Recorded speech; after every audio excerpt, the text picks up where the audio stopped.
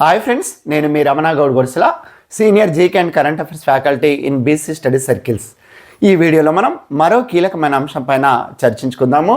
ఆ అంశమే world happiness report 2026 ప్రపంచ సంతోష నివేదిక. మనం ఈ వీడియోలో లేదా ఈ క్లాస్లో మనం చూడాల్సిన అంశాలు ఒకటే. ఈ నివేదికను ఎవరు రూపొందించడం జరిగింది, ఎన్ని దేశాలను పరిగణలోకి తీసుకున్నారు, ఈ నివేదికను రూపొందించే సమయంలో వాళ్ళు తీసుకున్న ప్రామాణిక అంశాలు ఏంది, టాప్ 5లో ఉన్న కంట్రీస్ ఏంది, బాటమ్ అంటే చివరి స్థానంలో ఉన్న దేశాలు ఏంది, మన దేశ స్థానం ఎంత, ఏమైనా ప్రత్యేకతలు ఉన్నాయా, వీటి నుండి ఒక బిట్ని 100% ఎక్స్పెక్ట్ చేయడానికి అవకాశం ఉంది.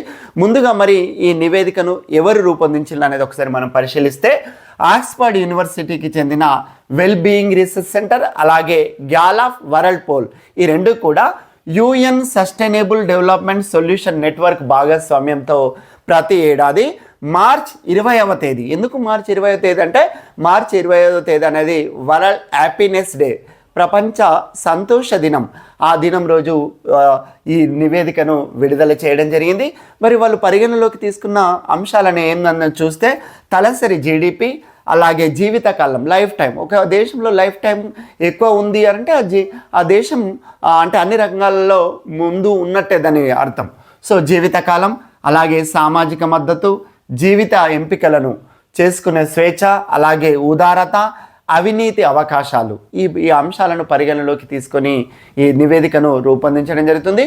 ఒక్కోసారి ఈ అంశాలు కూడా ఒక బిట్టే రేపు అడగడానికి అవకాశం ఉంది. ప్రపంచ సంతోష నివేదికను రూపొందించే సమయంలో ఈ కింది వాటిలో పరిగణలోకి తీసుకునే అంశాలు ఏంది, తీసుకునే అంశాలు తెలిసినప్పుడు తీసుకునే అంశాలు తెలుస్తుంది. సో ఆ రకంగా కూడా మనం గుర్తుంచుకోవాలి. ఈ 6 అంశాలను పరిగణలోకి తీసుకొని ఈ నివేదికను రూపొందించడం జరుగుతుంది. ఈసారి ఓవరాల్గా 147 దేశాలను వాళ్ళు పరిగణలోకి తీసుకున్నారు. టాప్ 5 కంట్రీస్ని చూద్దాం. జనరల్గా నార్డిక్ దేశాలు ఎప్పుడు టాప్ 5లో ఉంటాయి, ఈసారి కూడా అంతే ఉన్నాయి దాదాపు. ఈసారి కాకపోతే ఒక దేశం ఫస్ట్ టైం టాప్ 5లో రావడం జరిగింది. ఆ దేశం ఏదో కూడా చెప్తాను.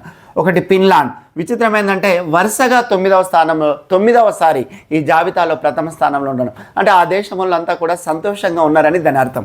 సో 2వ దేశం ఐస్లాండ్, 3వ దేశం డెన్మార్క్, 4వ దేశం కోస్టారికా. ఇక్కడ ఇదే ఈ ప్రత్యేకత.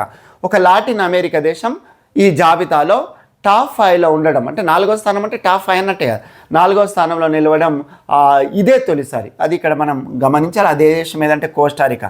5వ దేశం స్వీడన్, 6వది నార్వే, 7వది నెదర్లాండ్, 8వది ఇజ్రాయెల్. ఎందుకంటే మనకు ఇప్పుడు ఇజ్రాయెల్ ఇరాన్ యుద్ధం జరుగుతున్న నేపథ్యంలో కొంత ఇజ్రాయెల్ మీద ఫోకస్ చేయాల్సిన అంశం ఎంతైనా ఉంది. నిజంగా కూడా అక్కడ ఇరాన్ ఇరాక్ మనకు తెలుసు ఏం జరుగుతుందో. అయినా కూడా సంతోషంలో వాళ్ళు 8వ స్థానంలో ఉండడం జరిగింది.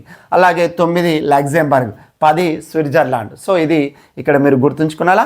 ఒకసారి మన దేశ స్థానం ఏందనేది పరిశీలిస్తే 116వ స్థానంలో భారతదేశం ఉంది. లాస్ట్ టైం 118లో ఉంటే ఈసారి 116 స్థానాలు ఉంది. ఒకసారి మన పొరుగునున్న దేశాలు చైనా 65 అంటే బ్రిక్స్ దేశాలలో చైనానే తొలి స్థానంలో ఉన్నదని దాని అర్థం. 65లో ఉంది. అలాగే రష్యా 79, అలాగే శ్రీలంక 134. ఇలా అన్ని బ్రిక్స్ దేశాలు కావు, ఈ చైనా రష్యా ఇవైతే బ్రిక్స్ దేశాలు. చైనా 65, రష్యా 79, శ్రీలంక మన ఇరాన్ 97. ఇక్కడ ఇరాన్ని కూడా కొద్దిగా ఫోకస్ చేయాల్సిన అవసరం ఉంది, ఇరాన్. అలాగే అమెరికా 23. మనం అనుకుంటాం అమెరికా టాప్ కంట్రీస్ సంతోషం అని, కానీ 23వ స్థానంలో మాత్రమే ఉంది. అలాగే బ్రిటన్ 29, నేపాల్ 99, పాకిస్తాన్ 104, అలాగే బంగ్లాదేశ్ 127.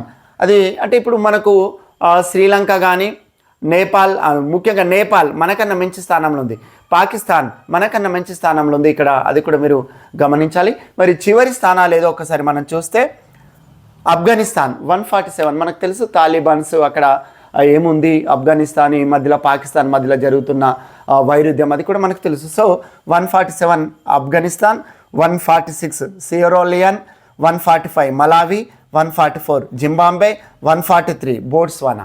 ఇది ఈ జాబితా. మరిన్ని వీడియోస్ కోసం మా యూట్యూబ్ ఛానల్ను సబ్స్క్రైబ్ చేసుకోవాల్సిందిగా కోరుతున్నాం.